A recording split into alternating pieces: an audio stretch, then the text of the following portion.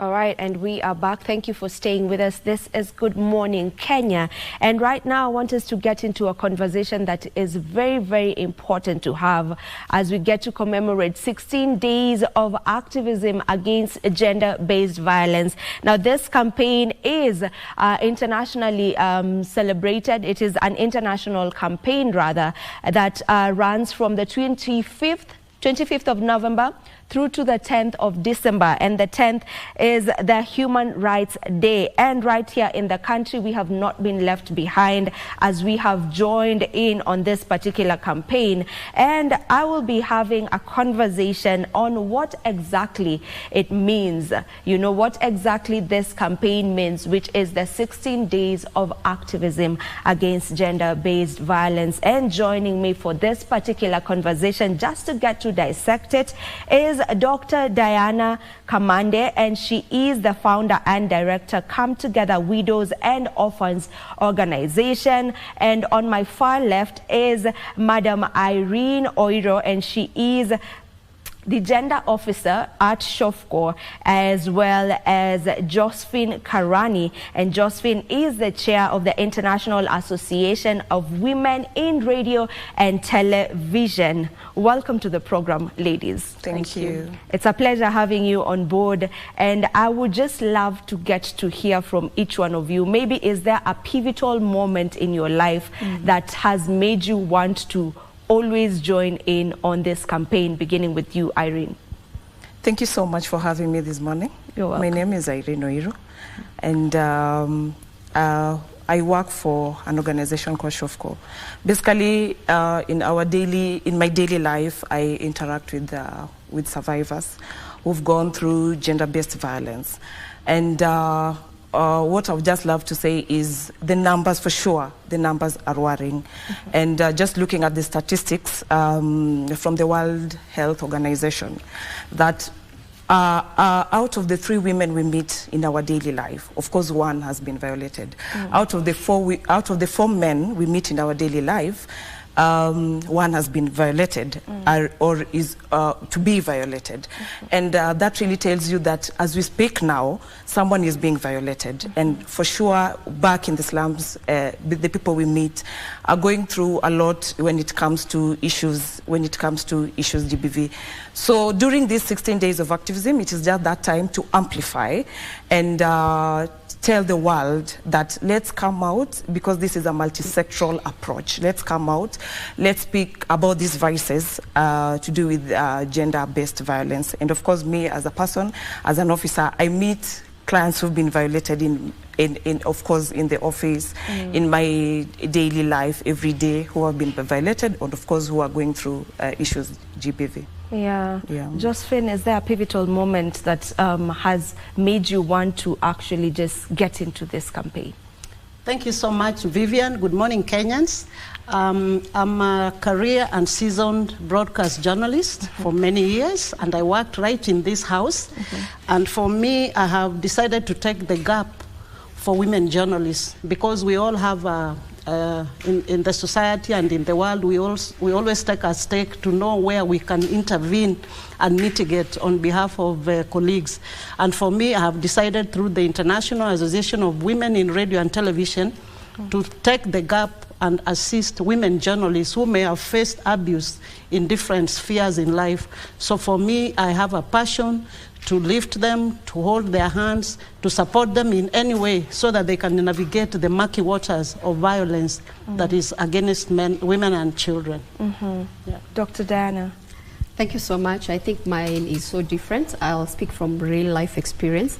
11 years ago, 19th of April, I think it was the year 2013, I'm talking about the reality of life and what comes with gender violence. You see, I still have scars everywhere, including my hands. I'm fitted with metal plates. I have scars on my face. I'm fitted with plastic nerves in my head. So I can speak as a survivor who was left to tell. When a husband I lived with for 10 years decided to turn the sword, the story hit headlines in the country of the man who tried to kill his own family, and then he took the sword upon himself. I have seen the shame that comes with gender-based violence. I've experienced it. I've lived with children who have been traumatized because their father tried to kill them. I have lived in trauma as a survivor, and that's how when I decided, let me step up. I was left as a young widow at 29 years, having faced gender violence that led me into widowhood. And from this, it was a pivotal moment where I decided, let me start an organization where I'll give women like myself a platform. And out of it, I think I wrote a book, which I launched about 2021, that I called Scars of Honor. Out of these scars, God helped me to turn my scars into stars, and they gave me honor in this country and internationally. Yeah. I'm really sorry for that experience that you went through. And just speaking of organizations that have taken it upon themselves to shelter and, you know, look after gender-based violence survivors, do we have enough of those in the country? I would say we are quite a number of steps ahead now. When I went through it, I can tell you there were no safe spaces. Today we are talking, okay, people can see like we are not moving, but I would love to say it's important to see when work has been done. Work has been done. SHOFCO is one of the organizations. I can talk of Crew Kenya. I can talk about Collaborative Center for Gender and Democracy. Quite a number of organizations, Wangu Kanja Foundation, which shelters survivors of sexual violence, and also not forgetting our very own government through the Ministry of Gender, now Culture, Arts and Heritage. We have the State Department for Gender, where we have the 1195. I also sit at the anti-FGM board, where FGM is also one of the worst human rights violation under gender violence. Even our country going to a place where by 2011 we had a policy on FGM in this country, which informed an act of parliament that put into place a board. And also last week, seeing our president in Marsabit as a head of state championing this issue and saying and telling men on their face who are seated there, you elderly men, can you join in the fight as we launch the 16 days of activism? Surely as a country we are headed somewhere. Now, we are talking about the 16 days of activism, and probably there's someone who's watching us back home and they don't really understand what it's all about. Josephine, could you kindly take us through what the 16 days of activism is all about and what are the objectives? Thank you so much, Vivian. The 16 days of activism against gender-based violence is a UN declaration by UN Women. It is it's 10 days which run from the 25th of November to December 10th, where they just urge people to come out more and push for bringing into the fore violence against girls and women, to do more work, to create awareness, and to try in their different spheres to do what they can within their reach to be able to bring into place helping out women, advocating for the harassment that is going on and what needs to be done for them. And the campaign actually has a theme which says unite, invest to prevent violence against women and girls. This is a call to all nations, to all civil society, to all people of the nations, that they should come out and stand by girls and women. This doesn't mean that men are also not violated, and we always get this backlash when you talk about women. Actually, when I was coming here this morning, someone told me, why is it only women coming for this show? When will we ever have men talk about violence against women? I said, no, really. Even men can talk about it, but we need to admit that more women are violated than men. Actually, going by the statistics that have been released by the UN Women, 736 million people who have been abused, 2/3 are women. So you can look at it like 500 million are women, you know? That is a big number. So really, the 16 days is just to push for people to be more aware, to see what they can do in their different corners, and see how they can advance and talk for women who are harassed and girls. And I want us to get into how we bring men into this conversation. You know, you mentioned that the president actually talked, while speaking in Marsabit, called upon the elders to just join in on this. And Josephine, you just also mentioned that you were being asked, why is it that it's only women? Maybe Irene, if you can just tell us more on this. How do we bring men into this conversation? Because at Shofco you also work with men, right? Yes, sure. Yes. So how do we bring men into this conversation so it doesn't look like it's a fight against genders, it's a fight against women and men, you know? How do we just bring them to the table in a nice way without it bringing up a fight? Yeah, I think this is a question that has been here for so many years. And of course, as an organization, we've put much effort now on finding better ways of involving men. Like for instance, for us, we've got men mentorship programs. These are programs where we meet men, be it from, let's say, the church levels, because we find even at the leadership, even at the church, a very good example is at the church level or even at our homes. We believe that the men become the head everywhere that, I mean, in the African setting. And so as an organization, we've really tapped on, let's say, men mentorship programs. Like, for instance, we go to churches, we talk to men, we tell them, because these vices even happen in churches. Secondly is also bringing on board the border riders. We create platforms where we meet them, we talk to them, we tell them that we are giving them that platform of also involving themselves in terms of reporting of these cases. Why border men? Because we understand that over the years there were so many complaints in the country that these are the same people who all violate women rights, and this is the time that we should not look at men. Yes, most of men are perpetrators, but this is the time not to look at them mostly as perpetrators, but also bring them on board to fight or to help us fight these menace. And also about that is even at our workstations, we've involved most of the men in most of the time in advocacy. As an organization, also they're called gender champions. These are mostly community health volunteers or community health workers and a big percentage of them are men, because we came to find out that there's that gap and there's that cry also from the community that why involve so many women already are empowered. Why can't you empower us also to help you fight these issues to do with the GBV? And so from us, those are some of the measures that we've put. And also, just as Diana has mentioned, the president was like, why can't we now start involving men in terms of issues gender-based violence? And from that, there's so much of positive impact. From the people that we enlighten, from the communities that we are in, from the men that we educate, also from the information that we give. So from our end, we get a lot of success stories out of the men that we've enlightened. Okay. Yeah. You have mentioned the UN statistics. We also have a statistics from the country, from the Kenya Demographic and Health Survey, which says that 40% of women, 40% is a huge number, 40% of women have experienced physical or sexual intimate partner violence in their lifetime.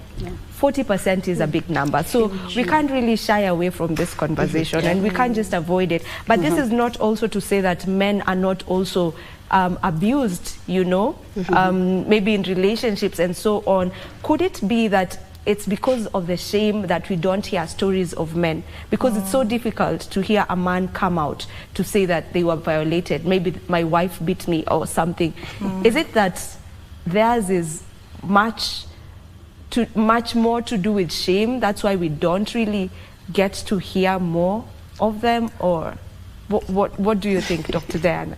First of all, I want to build on what she said. The reason as to why men are the perpetrators of violence, according to how we are constructed as a society, one is because men are the gatekeepers and custodians of culture. From where I sit and the work I do with widows, I'll tell you, it is men who will tell this woman after she has buried the husband, your firstborn child will die if you don't sleep with a man, so that you can be cleansed and then the bad omen will be removed. So you find it is these men. And the reason as to why the UN came up with the clarion call, leave no one behind. I keep saying men just give excuses. there is a clarion call that in the spirit of leave no one behind. But the statistics are so clear that it is out of every 3 women you meet, out of the 3 of us, 1, I have gone through violence. It is so clear. When you sit down, it's something that you don't even need to experiment. It just speaks out of it. So out for itself. So men are not coming out to speak. And remember, women are not also coming out to speak. I've been to the interior parts of this country. I will tell you, in the deepest part of Baragoi, where did that woman report that she was violated? So even the numbers that we have, they are not the clear statistics. If all women who are violated would come out, maybe it would be out of every 20, 15 have been violated. So the men are not coming out to speak. Why?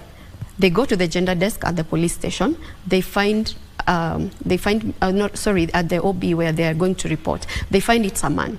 So this man, you know, I have been to those police stations when you're going to report. Then this man asks, the police officer, who is a man, asks a fellow man, ulipigwa na bibi yako? Mwanaume kama wewe? Then the other man who is maybe standing there, when he goes through it, do you think they're going to come and report? Of course. But for me, if I'm violated, I go to salon. I tell her, you know, my husband did this to me. I go meet her. We have not even interacted for 5 minutes. You know, this and this happened to me. That is the difference between men and women. And it is until men will come out of their cocoon and speak it out the way we are speaking it out and calling it by name is when we are going to get the statistics of men. And then there is the other thing that you find. You will find men who have got issues in their home is where you'll find women with issues with those men. Men who are not providing, men who are not available at home. So when you dig deep, you're going to find the women, because of their vulnerability being women, that's how you find women are being violated more. Then for men, they are not talking. And then also the way men are socialized from the time they are young boys. And during this period of circumcising young men, I've been invited to speak to such forums. And you find those men who are taking care of our young men who are being circumcised, they're telling them, you have become a man. You should not cry. Who said men should not cry? Is it? So it is our role as women. Yani, on top of all the gender roles we have been given as women, so crying is also another gender role for women. So it doesn't add up. Don't cry as a man. No one should beat you as a man. Even if you are beaten, you should not go to speak. Me, I don't have a son. I have daughters. But I tell my nephews, it is okay to cry. Let it out. Do you know, tears are very healthy. And that's something men have never realized. Cry it out, cleanse your soul. Sometimes you just have to clean your soul by just bringing your tears out and showing it off to the world. It means a lot, especially to your mental health as a man. I agree with you on that. Madam Josephine, as the chair for the International Association of Women in TV and Radio, do you feel like our institutions and organizations are doing enough to jump in on this fight against gender-based violence? Yes and no. Actually, maybe I just wanted to rejoin what she said about mentorship.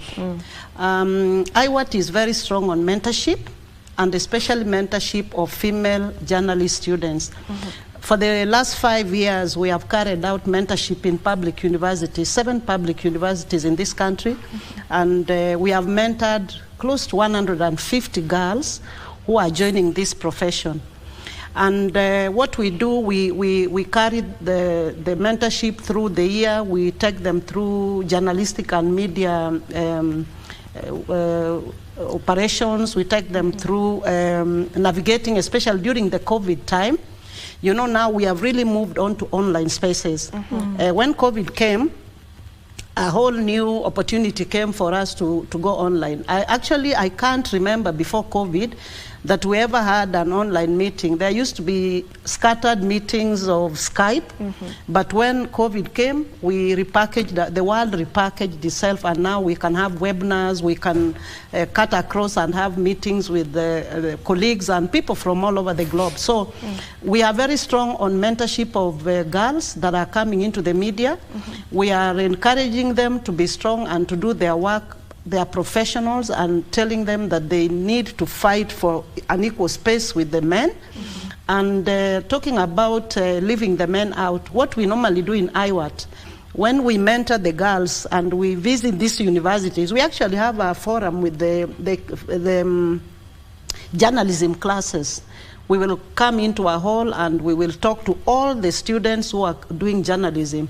We shall speak to them. We do speak to them. We do encourage them to move forward. But of course, we can't do everything. That's why I'm saying everybody in their small corners can do something. So for us, we have measured more in pushing for women, but we also do take charge of men. Okay. And I just wanted to say something in relation to the abuse that she talked about, more so physical abuse. You know, the stigma of reporting that you have been beaten as a man, you know, you can't allow that. That is why many men are suffering silently. It's up to them. If they have decided to be men and not report, that is okay. But we urge women to come forward and report. But you also realize that because of the kind of vice that is carried against a woman, they may not come forward, especially if you have been raped or sexually assaulted. It becomes very hard to speak out, and even appearing on national TV or radio. And the way you will be covered also, people will know this is so-and-so's child. If maybe you are covered, and if this child has been covered that they were sexually harassed, you may cover the child's face, but you may show the parents. Then I will know, oh, that is Diana. That's Diana, so that must be her daughter. So we need to really, as media, cover women who have been harassed so that they can have the confidence to come forward and report on the vices that have been meted against them. So for me, I think we need to do more push. We need to talk to women and ask them to come out. Actually, I was looking at statistics of women and how the harassment takes place. It will surprise you that even women in very high places, especially in political field, have been harassed. You wouldn't expect a woman who has been elected by the people, who is representing people. They are harassed even by their own male counterparts in parliaments. Journalists are harassed in the newsrooms by their colleagues who are at par with them, who have trained with them, who are professionals like them. So I think we really need to fight back. And for me, I urge, and this is my call, I urge media houses, because that's the area where I'm more interested in, that they should put mechanisms in place to mitigate any harassment of women journalists so that they can get justice if they have been violated. All right, I agree with you on that. And on that note, we take a very short break. Don't you go too far. We'll be back to continue with this conversation.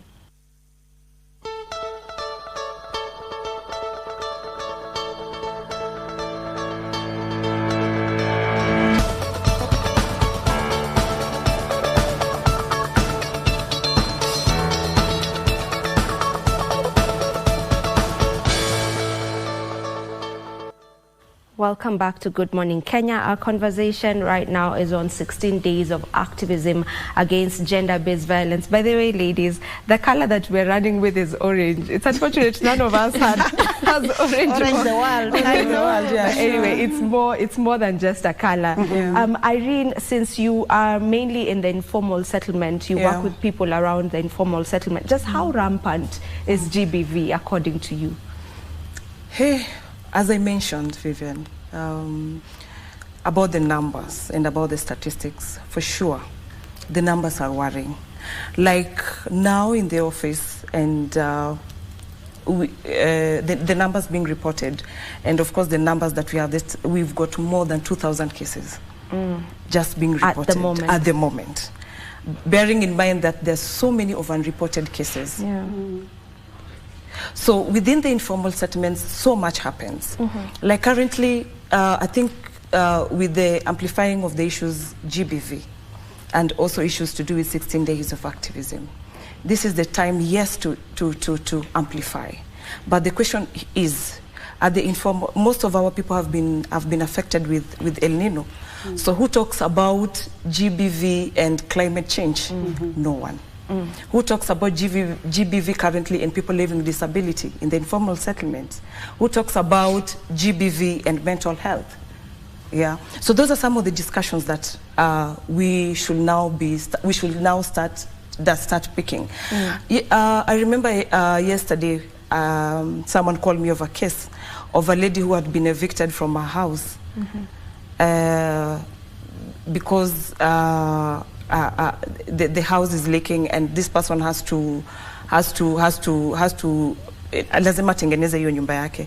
But it's ni ile nyumba iko karibu na mto and because of the rains and everything, this landlord is threatening this woman that if we don't have the sexual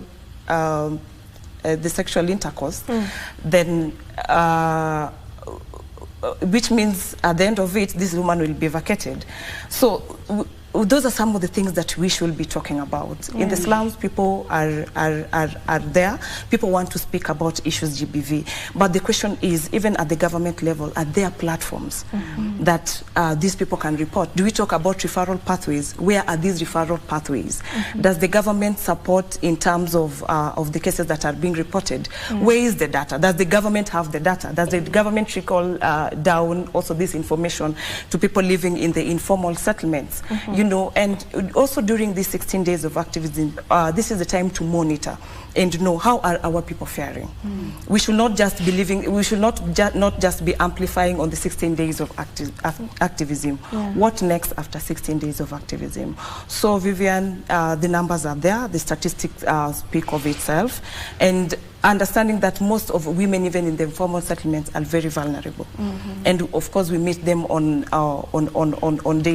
our daily basis.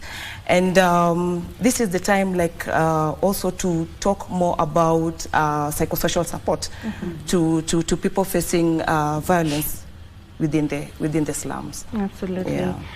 Dr. Karani, do you feel like we have enough policies and laws in this land as a country just to help push the envelope of GBV? Do we have enough policies set? That's to me. Yeah. Oh, I heard Karani. Oh, sorry. I meant Dr. Diana. Sorry. Okay.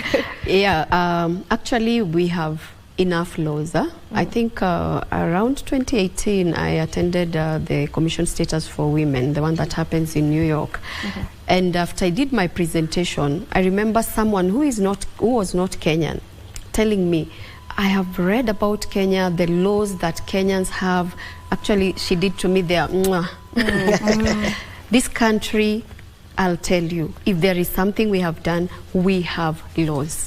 So where we draw the line, implementation, and then there is a problem with the judicial system. We have the Protection Against Domestic Violence Act 2015, which was signed to law, I think the same 2015 May.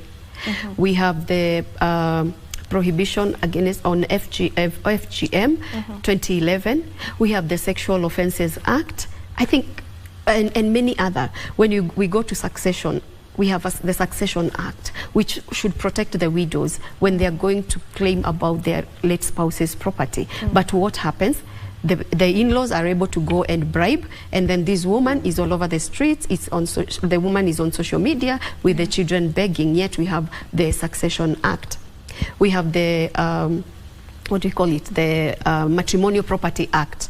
So when you look at our country, we have good laws, but implementation is the problem. So I would applaud our members of parliament. They have done their job very well.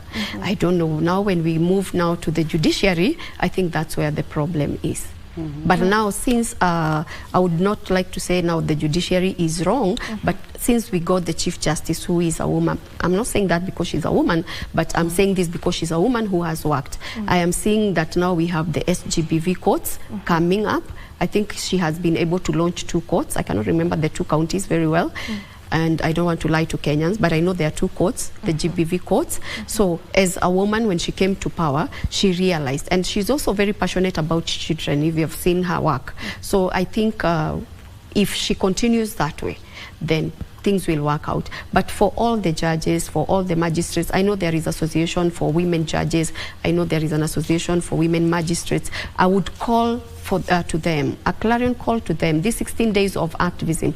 Let's not leave any table unturned. If someone has violated the other person, they are Kenyans. The law cuts two ways. Let this first person face the law, and if this person is supposed to be convicted, let this person be convicted, so that tomorrow the other person will not try to do the same. That's why we have a law in place. All right. Josephine, at IWAT, you really work on trying to curb online violence. Please talk a bit about that. Thank you so much. Yes, actually we realized that now the harassment has moved from physical to online. And online is big because it breaks barriers.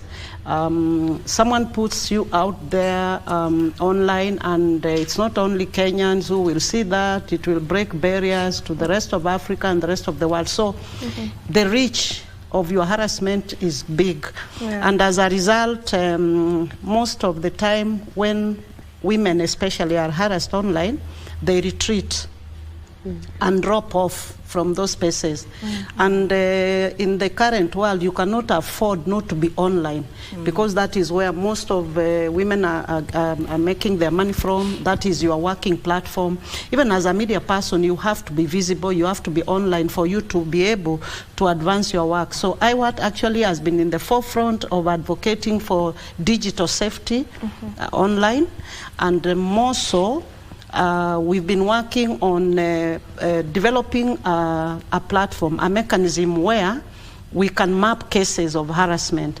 This is a way of building evidence so that we can know how many women have been harassed, what are the mechanisms that can be put in place to advance, even for formulation of policy and law. I know the Computer Misuse Act was was passed some time back, but I don't know how effective it is. I'm not sure whether anybody has been prosecuted in the courts over harassment online. But what we need to do and what we are pushing for is sensitizing women on their rights online, telling them how to be safe online, what you need to do so that you are not hacked, you are not bullied online, what to do when you are harassed or when such a thing happens to you. You need to report. There are ways of reporting even to the platforms that provide for these social platforms. You can actually report to Meta, report to Twitter, and this person can be pulled down if they are harassing you. So we have been teaching women on safety online, on how to use the online spaces to advance their work that they do every day. And the bullying, it's really unfortunate because we always see it. You know, I remember of a case a while back where a lady had been thrown off the balcony simply because she went on a date with this guy, and then she refused to go home with this guy after. And she was thrown outside, you know, off a balcony, and people were actually justifying the guy's action, saying, why did you go? I mean, it's so unfortunate that when there's a violence against women, I'll speak for women, when there's violence against women, we always try to justify or look for ways to justify why that had to happen for her. Someone was raped, we ask, what was she wearing? I mean, does that really matter? It's really unfortunate, and I guess I really hope we'll get to a point as a country and the continent at large where we don't really have such cases where people are bullied for speaking out. It is really unfortunate. Very unfortunate. It is unfortunate. As I can see, time is really running against us, but if I can just ask, maybe what are some of the activities that are set to take place in the 16 days? It already started on the 25th. Are there activities for each day, or how are we going about it? Yeah, for us in IWAT International, we kicked off the 16 days with a training for members and journalists. We had a former vice president of IWAT International She's from Egypt, but now in Germany. She trained women on how to be safe online, how to detect danger, and how to carry themselves, especially when they are going out to the field, when they are going to cover events, what they need to do, how they need to camouflage themselves, how they need to dress for jobs out there so that they are not targeted, especially during times like elections or when it's... you remember we had maandamano here some time back, and as a woman journalist, you needed to know how to dress, what to do, so that you are not vulnerable. It's easy for you to be attacked as opposed to maybe your male counterpart. So we had skills taught to these women who are active in media houses so that they can know how to do their work safely and so that they are not exposed to danger. So we have kicked off those days, and we are having, every day we are having women journalists putting out something to the airwaves in different ways to be able to sensitize Kenyans and the world at large on these days, because indeed we need to unite and prevent violence against women and girls. So each institution is just doing its thing on these 16 days. There's no one, it's not under one umbrella. Yeah, because the main one was on Sunday, where we were running against GBV, where we did it in Nairobi, 10-kilometer run. That was organized by Nairobi County and the Ministry for Gender.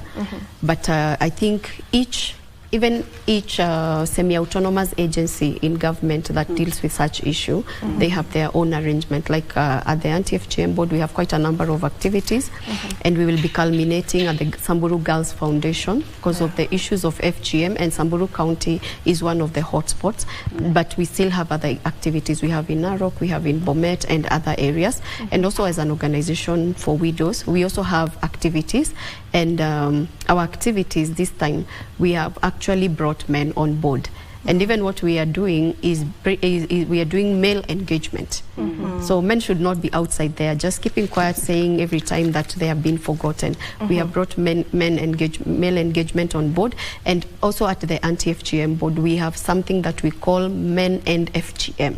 Because we have believed it's men who will talk to the younger generation, to tell the younger generation it's not okay for us as men to keep on saying that we will marry the girls who have been taken through FGM. We can change the narrative and embrace the girls who have not been taken through FGM, because they are not a bad omen in the society, they're just girls like the others. And we are doing this actually during the Human Rights Day, because FGM is one of worst human rights violations to the body of a girl or a woman. If I may get your parting shots as we finish with the conversation, beginning with you, Irene. My parting shot will be, we most of the time we talk about policies, but the question is, are they tailor-made in a way that people from the community could really understand? When you talk of the sexual offenses, what is it that is enshrined in the sexual offenses? Is it demystified in a way the community can really understand? Is it is it written in a way that any other mwananchi can really understand? We understand that we meet people who are illiterate, people who don't even know how to read and write. Secondly, is about the government. We go to very high-end, very big hotels. We sit in these platforms. We talk about all these policies, but are these policies really trickled down? You know. Thirdly is about the social media platforms. How is the social media platforms being handled? I remember back when we were growing, we would go somewhere and watch something to do with the puppets and everything. This is the era of the social media platforms.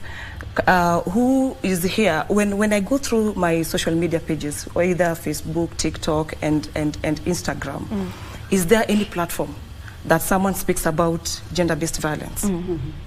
No.